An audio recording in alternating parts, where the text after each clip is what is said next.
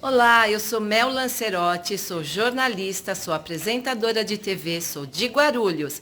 Eu e a TV Relacionamento desejamos a vocês um Feliz Natal e um próspero Ano Novo. Um beijo!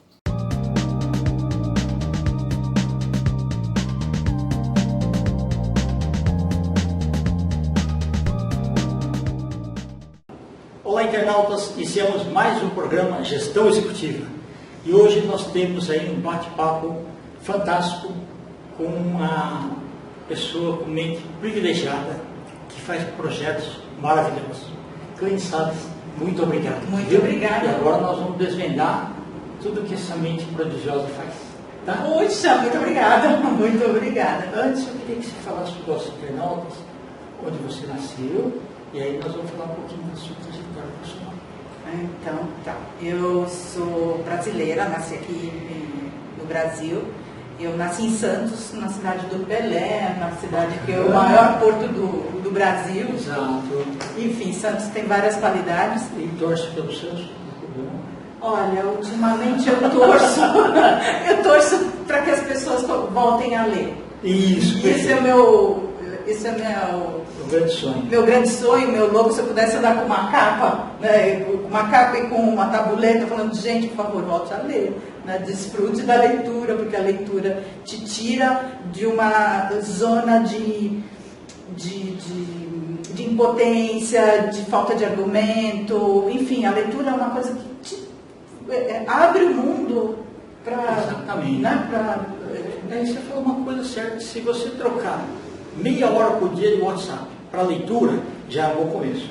Exato, porque, inclusive, saindo um pouquinho da história minha, né? Mas saindo um pouquinho, assim, alguns especialistas falam que realmente a gente tem um aproveitamento de 40 em 40 minutos na leitura. Então, quando as pessoas falam, mas eu tenho vontade de ler mais, bem, lê 40 minutos, descansa, lê 40 minutos, descansa.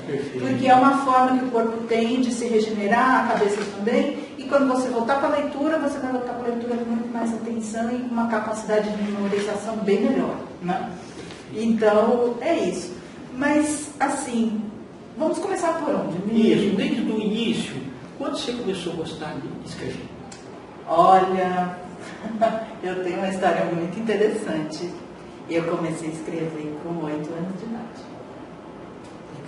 Comecei com 8 anos de idade, comecei com poesia e, enfim, surgiram várias coisas que depois me fez mudar de caminho. Mas, basicamente, eu sempre tive a preferência de estar escrevendo, de estar lendo, do que fazendo outras coisas. Né? Isso é uma coisa que sempre me preenche a alma, né? Perfeito. Então, mas assim, o que eu entendo que, assim, como ghostwriter, como escritora, eu tenho muitos livros publicados, né? Como editora, como copydesk, enfim, como tradutora, o que eu defendo? Não que eu vá contra a literatura clássica, não é nada disso. Mas eu sempre parti do princípio assim: você tem um texto, você tem o direito de entender o que você está lendo. Essa é a minha bandeira, né? Esse é o meu mote. Então, todos os trabalhos que eu faço, inclusive com todas as editoras que eu trabalhei, com todas as pessoas que eu tive contato, eu comparto esse tipo de pensamento. Vamos facilitar a leitura. É lógico que tem clássicos, por exemplo, eu traduzi Eduardo Mendonça, traduzi J. Benítez, traduzi assim, pessoas, Javier Moura, Javier Sierra, são pessoas assim, que têm um destaque no campo da literatura muito importante assim, na Espanha, né? Mas, salvo mantendo o lexo deles, né?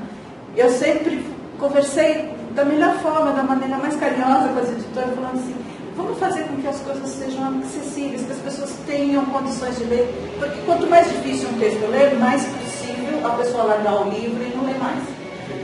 Né? Hoje, para o jovem ler Machado de Assis, aí é difícil. É difícil, Mas você tem que ler. mas tem que ler, mas, enfim, mas eu acho que a gente tem que colaborar, já que existe uma crise, nem só no Brasil, no mundial, já que existe essa crise em relação à leitura, então vamos facilitar, não vamos piorar a situação, né?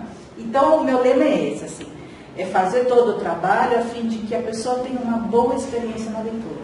Uma linguagem mais palatável. Sim, que a pessoa não tenha que ficar lá se debatendo, não estou entendendo o que está escrito, né? E isso em todas as atividades, né? Tanto como quando eu desenvolvo projetos editoriais.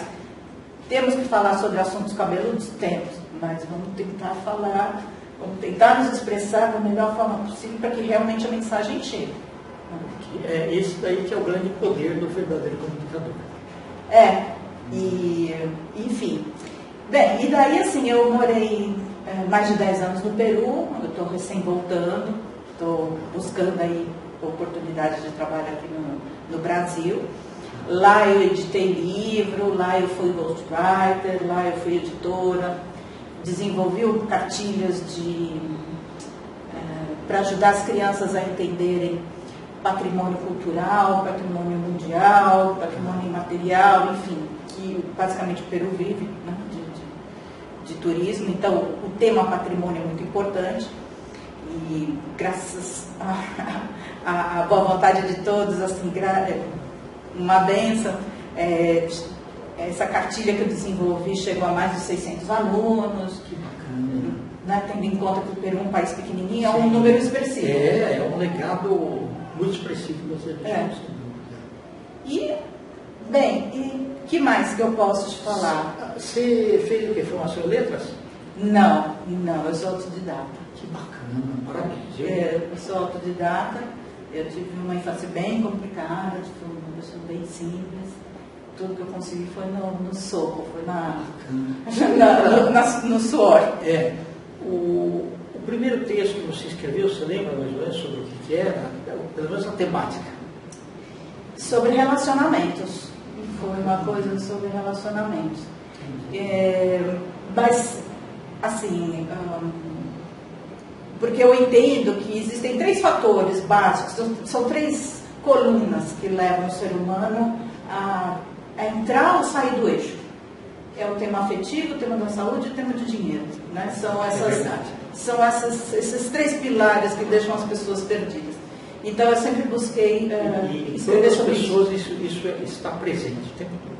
Sim, na qualidade de ser humano nós vamos viver isso, não tem dúvida. Enquanto temos um corpo, vamos ter isso. Isso, porque na verdade assim, o dinheiro pode ser dinheiro em plástico, dinheiro em cédula, criptomoedas, é dinheiro. É dinheiro. Dinheiro tem uma relação com o tempo, com sobrevivência, com qualidade de vida. Dinheiro é uma coisa... verdade. Né, é uma coisa assim que é uma referência quando a pessoa não consegue lidar com a realidade dela. Né? Como que você decidiu se ghostwriter? Como que eu gosto de... Alguém precisava escrever alguma coisa? Alguém precisava escrever alguma coisa. Tem algumas pessoas que eu escrevi que eu não posso falar. Porque não, perfeito. Você tem que ser exemplo. Enfim, eu ensinei vários documentos. Exato, perfeito. Enfim, mas tem um deles que ele foi muito gente fina. Eu gosto muito dele. Por mais que as pessoas podem falar o que quiser dele, mas eu gosto muito dele, que é o Fiuk, que é o filho do Fábio Júnior. Né? Chegou um determinado momento que ele chegou e falou assim, foi a Clênia que escreveu. Né? E o que é... Eu acho que as pessoas nem sabem a importância do ghostwriter, sabe, Kid? Porque se não fosse o ghostwriter, nós não teríamos tanto acesso à informação que a gente tem hoje. Concordo plenamente. A ciência evoluiu por causa do ghostwriter. Enfim, eu posso ficar te enumerando até semana que vem dos benefícios do ghostwriter. Só que para ser ghostwriter, a gente tem que ter um burilamento interno. Né? Tem que ser escritor, tudo bem. Sim. Isso não tenha dúvida. Mas tem que ter um burilamento interno. Esse burilamento interno, o que significa? Significa ter atenção plena, significa ter escuta atenta, significa conhecer comunicação não violenta, significa você não julgar, você não culpar, você ter ao mesmo tempo uma empatia, ao mesmo tempo uma compaixão, ao mesmo tempo uma disposição e um amor para que realmente o livro chegue a ser realizado e concluído, seja impresso. E a importância, você incautar a importância no outro, dele compartilhar a vida dele no sentido de melhorar a leitura e melhorar os semelhantes dele, Sim, os nossos semelhantes. Não é enfim, você precisa ter todas essas, vamos colocar cartas, né? Todos esses elementos, todas essas cartas, e ter muita humildade e muito desapego. Coisa que, assim, eu entendo que eu acho que eu consegui. Eu tenho muito para trabalhar. Mas eu consigo olhar para, por exemplo, textos acadêmicos, livros, coisas que eu sei que eu participei, que eu trabalhei duro lá, mas eu fui paga como ghostwriter, e fico feliz com o sucesso do outro. Sem dúvida. E aí ele colhe os louros. Né? Mas é assim, a pessoa tem uma ideia, né, que ele é o capitão intelectual daquela situação, só que ou ele não tem tempo, ou ele realmente nunca conseguiria escrever. Quer ver? Vou te dar um outro exemplo que também as pessoas, eu acho que as pessoas precisariam muito desenvolver essa solicitação de realmente chamar o ghostwriter para escrever. Por quê? Por exemplo, uma empresa, ela pode escrever um e-book e distribuir para os clientes, para os funcionários, ela pode distribuir isso no momento de uma venda, ela pode distribuir isso de várias formas. E o ghostwriter vai ter um papel importante nisso, porque toda empresa ou todo prestador de serviço que compartilha um e-book, ele ganha uma autoridade gigante, e não é só entre os clientes, mas também perante o Google. Verdade. É isso. Porque eu também estudei SEO, né, que eu acredito que você sabe o que é, Sim. que é uma técnica de otimização de pesquisa do Google, né? Então, as possibilidades de crescimento e de melhoria, e também de plantar uma sementinha para a pessoa ler, é muito legal, é muito importante. Então, a gente tem esses e-books que podem ser customizados e que eu posso ser ghostwriter. Livro físico também. Livro físico, que eu sou fã. Eu também. Eu sou muito fã, mas eu entendo que existem algumas coisas que estão mudando. Tem as vantagens e as desvantagens. A vantagem do livro físico é uma coisa cognitiva. Eu conversei com alguns médicos no Peru, inclusive neurologistas. Eles disseram que realmente a capacidade de absorção e de aprendizado é infinitamente maior com papel e com escrita à mão. Sim, né? É verdade. Pelo menos foi isso a consultoria que eu tive lá. Agora, o e-book tem a vantagem assim, que se existe uma necessidade de remodelação, ou de adaptação, ou de agregar conteúdo e informação, é muito mais rápido e é muito mais fácil você fazer a distribuição. É verdade. Então, vamos imaginar... Covid, né? Assim, como a informação mudava muito, imagine se fosse impresso no papel. Verdade. Até para distribuir ficaria difícil. Do físico, né? Então, assim, hoje se sabe, ainda está em pesquisa, que os alimentos, alguns alimentos não contêm o vírus. Né? Enfim, mas antes do começo da pandemia, todo mundo enfiava os alimentos na cândida, na água, no sabão, ia lá fazer tudo aquilo. Tem algumas coisas que são válidas, que a pandemia trouxe essa clareza para a gente, porque no final das contas, todos os alimentos, eles precisam ser higienizados, inclusive enlatados, é muito importante. Mas também chegou num exagero, né? Enfim, chegou numa coisa assim que... Não tinha vacina ainda. Não tinha vacina. Agora, imagina se a gente tivesse impresso esse livro e depois tivesse que reprimir, falando, olha, isso aqui não é tão perigoso assim, né? O que é importante mesmo é lavar as mãos, lavar o rosto, enfim, ou seja, com a quantidade de informações que foram trocadas durante o processo, realmente a gente estaria sem papel aqui no Brasil agora. Sem dúvida. Clênia, e na verdade, sim, quando se criar um hábito, ele tem que permanecer. Eu lembro que um pouco antes da pandemia, nós tivemos aí gripes, tivemos aí coisas de chikungunya e coisas lá do mosquito. E todo lugar, restaurante, o supermercado, você tinha um álcool gel. Terminou aquela crise, parou de colocar o álcool gel. Hoje em dia já estão parando, inclusive, né, em algumas lojas. É uma pena, porque assim, ainda quando acabar tudo fica difícil, né? E o estilo que você gosta mais é o quê? Por exemplo, biografia da pessoa ou uma história que a pessoa só tem uma ideia central, ou assim, eu quero contar a história da minha empresa, do que você mais gosta. Olha, falou de escrever, falou de ser ghostwriter, falou de desenvolver projetos, falou de tradução, qualquer coisa eu gosto. Eu tenho meus limites, como todo mundo. Né? Assim, quais são os meus limites? Assim, eu não saberia fazer, talvez, um trabalho específico de medicina ou muito específico de engenharia. Sim. Ou se eu fizesse, eu teria que realmente ter uma assessoria aí com um médico. Mas fora isso, eu me disponho a escrever qualquer coisa, desde que seja para instigar um pouquinho o gostinho da leitura e levar esclarecimento para alguém e gerar autoridade para a pessoa, eu estou dentro. Que bacana. Não, e você tem um papel fundamental, por exemplo, para novelistas. Porque novelista tem aquela ideia central, mas precisa de pessoas para escrever os diálogos, pessoas para dar continuidade de história, assim, né? Sim. É um papel fundamental também do Ghost. E é importante, assim, você faz as pesquisas também. Quando eu falo isso, você imagina que alguém pede para você escrever um livro e fala assim, olha, o fulano de tal, ele cai num precipício em Brasília. Brasília é para todo. Não existe nenhuma montanha lá. Então tem algumas coisas que a gente tem realmente de ver, né? Sem dúvida, sem dúvida.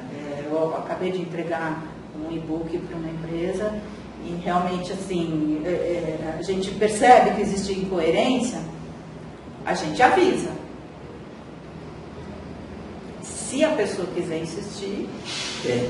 Mas pelo menos já foi dado o alerta. Foi dado o alerta, né? Agora, o que eu acho muito importante é assim, se a pessoa quer escrever, por exemplo, contos, ela vai ter que seguir várias normas, várias regras, que ela vai ter que trocar o nome, vai ter que trocar o nome do lugar, ela vai ter que trocar o nome trocar datas, porque qualquer coincidência que possa esbarrar na realidade, ela pode ser eventualmente depois processada e a coisa pode caminhar. Nos dias atuais. Ela pode caminhar para uma coisa jurídica meio complicada. Sim. Eu vou dando orientação. Mas se a pessoa quiser insistir, eu aviso o editor, olha, editor, você que é dono da editora, você vai decidir ou não se você quer continuar, né, com essa postura que o autor quer. Se o editor também achar que tudo bem. Mas assim, basicamente eu estou disposta a trabalhar com qualquer coisa. Perfeito. Não, maravilhoso. Eu quero que você volte outras vezes, que você tem muito conteúdo, tá? Nós estamos aí nos instantes finais. Eu queria que você deixasse uma mensagem para as pessoas ou empresas que poderiam assim, contratar os seus serviços, tá? E também os seus contatos. Bem, redes sociais, o que vocês vamos lá. Então, meu nome é Clene Salles. Eu sou ghostwriter, eu desenvolvo projetos editoriais customizados, sou tradutora espanhol-português. Bem, o que é importante para você que é empresário ou você é pessoa física que está vendo a gente aqui, a gente está falando de ghostwriter. A importância de colaborar para a sua empresa, de colaborar para os seus semelhantes e agregar informação para a comunidade. Né? Porque, na verdade, nós precisamos muito de informação para seguir em frente. Bem, nas redes sociais, me encontra facinho como editorial Clene Salles no Instagram, como Clene Salles editorial no Facebook. Meu WhatsApp é 011, é 11 aliás, agora não tem mais o 0, né? É 11 976 944 114. E meu e-mail é clenisales, tudo junto, @gmail. Continue aqui com a gente na TV Relacionamento, né? Perfeito. Continue aqui com a gente, que o Kenji é uma pessoa muito querida. Eu conheço o Kenji há muitos anos pelo Facebook. E é isso, gente. Põe no papel, vamos fazer a informação rolar. Né? Não vamos segurar a informação, vamos compartilhar essa informação que é importante. Bem, muito obrigado, viu? Obrigado, eu. Gratidão a Deus, principalmente, por me apresentar pessoas talentosas como você. Obrigada, Deus abençoe nós. Perfeito. Internautas, com os agradecimentos, então, a essa talentosa ghostwriter, também a parte da editoração e tradução de espanhol ao português, Clenisales, nós finalizamos mais um Gestão Executiva. Um grande abraço e até a próxima.